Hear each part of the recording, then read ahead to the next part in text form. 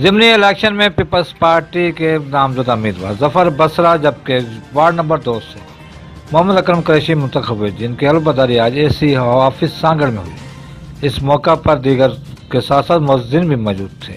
اس موقع پر معززین کے ساتھ ساتھ کونسلوں کا کچھ یوں بھی کہنا تھا۔ یو سی صدرت جو ہے وہ نویز صاحب کی یو سی تھی، وہ وہاں سے نویز صاحب نے اپنی سیاست کا آغاز کیا تھا 14-15 میں، وہ نشست خالی ہوئی ہے، نویز صاحب ایم این اے بنے، وہ مجھے نشست دی گئی اور وہاں سے بھاری اکثریت سے اس یو سی کے عوام نے مجھے جتایا ہے، اور میں انشاءاللہ بیوہ، یتیم، غریب لوگوں کا پورا ساتھ دوں گا۔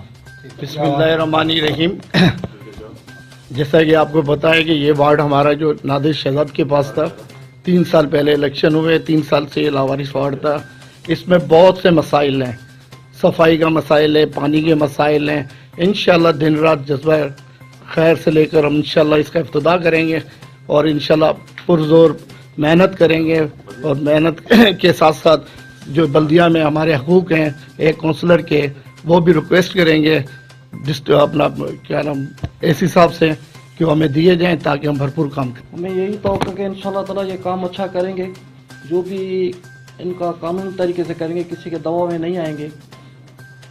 جنرل کونسل صدرت کی عوام پورا امید ہے کہ ان کے منتخب ہونے والے کونسلر ان کے علاقے کے مسائل جلد از جلد حل کرائیں گے۔ جو بھی مسائل ہیں گے باقی جو رہیں گے انشاءاللہ وہ حل کریں گے۔ انشاءاللہ کوشش کریں گے حل کرنے کی، اور جہاں تک ہو سکا کوشش کریں گے۔ انشاءاللہ ہم جو بھی ہے انشاءاللہ بھرپور کوشش کریں گے، پہلے بھی کیا۔ اور مسائل تو زیادہ ہیں لیکن ہمارے نمائندے جو منتخب ہو کے ہیں انشاءاللہ تعالیٰ یہ عوام کی خدمت کریں گے اور مسئلے کو حل کریں گے انشاءاللہ۔